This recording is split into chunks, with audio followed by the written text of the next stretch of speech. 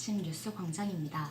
최근 응급실 등 병원에서 의료인을 때리거나 심지어는 숨지게 하는 일이 벌어져 올해 들어 처벌이 강화되었는데요. 경찰이 단속을 해보니 2달 동안 50여 명이 적발될 정도로 의료기관 폭력이 여전했습니다. 오현태 기자가 보도합니다. 응급실 침대에 누워있던 30대 남성이 비틀거리며 일어섭니다.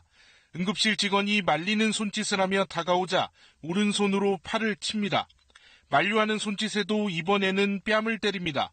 119 대원에게 욕을 하다가 말리는 응급실 직원을 때린 겁니다. 이 남성은 몸도 가누지 못할 정도로 취했지만 계속 난동을 부렸습니다. 또 다른 응급실, 60대 남성이 화가 난 듯 간호사와 보안요원에게 손가락질을 합니다.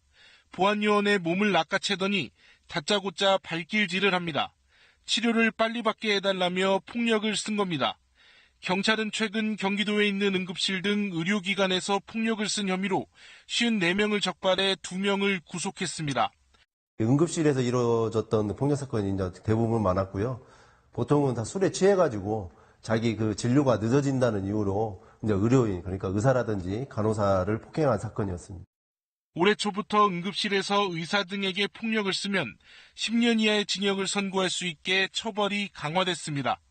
응급실이 아닌 곳에서도 진료 중인 의료인을 때리면 3년 이상의 징역 등을 선고하도록 하는 의료법 개정안은 지난달 국회를 통과했습니다. 경찰은 의료 현장의 목소리를 적극적으로 반영해서 의료진과 환자들의 안전을 위협하는 악성 폭력을 강하게 단속할 계획입니다. KBS 뉴스 오현태입니다. 이어서 밤사이 사건 사고 소식입니다. 오늘 새벽 서울 황학동의 한 주택에서 불이 나 40대 남성이 숨졌습니다. 소방당국은 가스배관이 끊긴 것으로 미뤄 방화로 추정하고 있습니다. 밤사이 사건 사고 소식 전현우 기자가 보도합니다. 반지하층 창문이 시커멓게 걸렸습니다. 불이 난 건 오늘 새벽 2시 반쯤 4층짜리 다가구 주택 지하 1층에서 시작된 불로 47살 박모 씨가 숨졌습니다. 박 씨는 지하 1층에서 아들과 함께 살고 있었는데 불이 날 당시 아들은 집안에 없었던 것으로 전해졌습니다. 이웃 주민 3명은 연기를 마셔 병원으로 옮겨졌습니다. 소방당국은 숨진 박 씨의 집 가스배관이 끊겨 있었다고 밝혔습니다. 살려달라고 소리가 들리더만. 그래서 그래갖고 그 얼마 사이에 빵 소리 나더만. 경찰은 방화의 가능성에 무게를 두고 화재 원인을 조사하고 있습니다. 승용차 앞쪽이 찌그러져 있습니다. 오토바이 한 대도 찌그러진 채 쓰러져 있습니다. 오늘 새벽 1시 반쯤 서울 가락동의 농수산물 도매시장 앞 도로에서 오토바이를 승용차가 들이받았습니다. 이 사고로 오토바이 운전자인 30대 남성이 크게 다쳐 병원으로 옮겨졌습니다. 경찰은 정확한 사고 경위를 조사하고 있습니다. 승용차 한 대가 갯벌에 뒤집힌 채 처박혀 있습니다. 어제 저녁 9시 15분쯤 전남 강진군의 한 도로에서 20살 김모 씨가 몰던 차량이 갯벌에 추락했습니다. 경찰은 김 씨가 구분길에서 속도를 줄이지 못해 추락한 것으로 보고 있습니다. KBS 뉴스 전현우입니다. 버스 노조가 예고한 파업이 하루 앞으로 다가온 가운데 정부가 어제 새로운 대책을 또 내놨습니다. 버스 노조는 전향적인 분용은 있다고 평가한 가운데 일부 파업적인 움직임도 나타나고 있습니다. 노태영 기자의 보도입니다.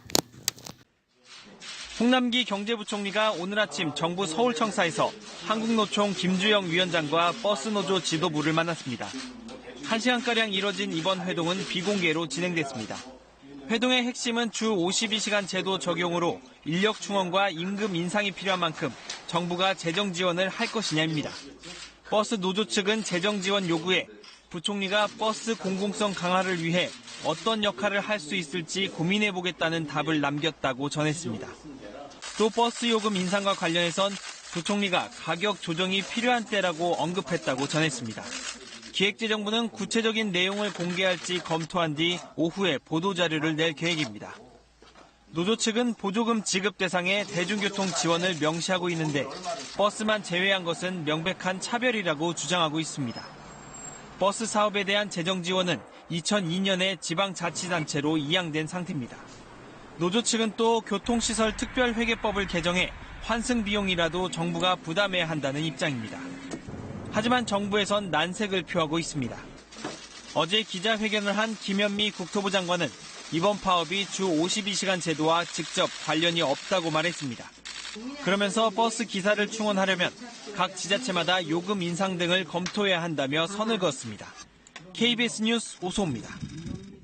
서아프리카에서 한국인을 포함한 4명이 무장 세력에 납치됐다가 프랑스군에 구출되었습니다.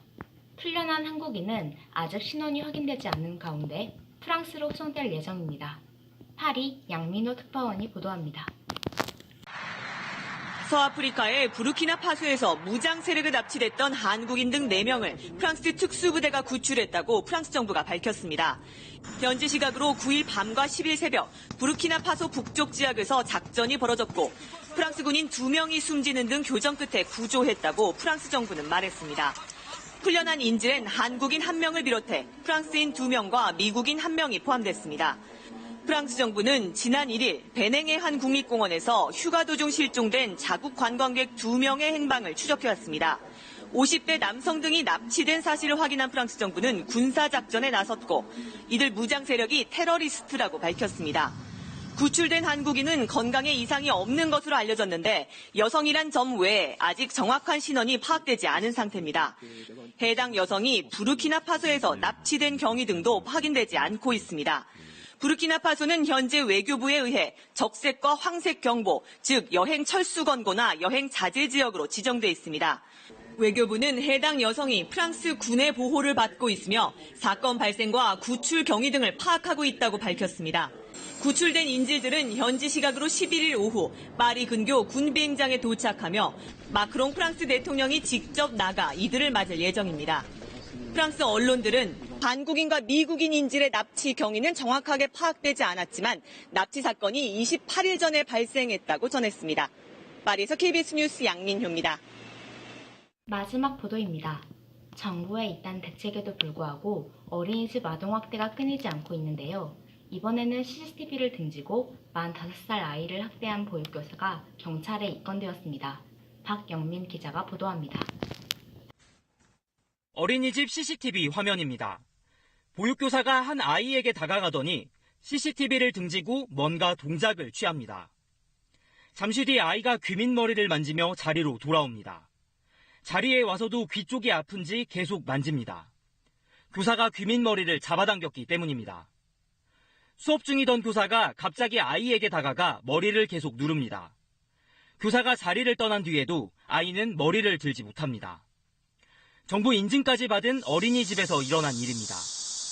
아이의 말을 들은 부모는 큰 충격을 받았습니다. 자기 머리를 이렇게 잡고 뒤뜯고 귀를 잡고 들어 올리면서 귀가 사라지는 줄 알고 머리가 얼마나 아파하는지 모르겠다고.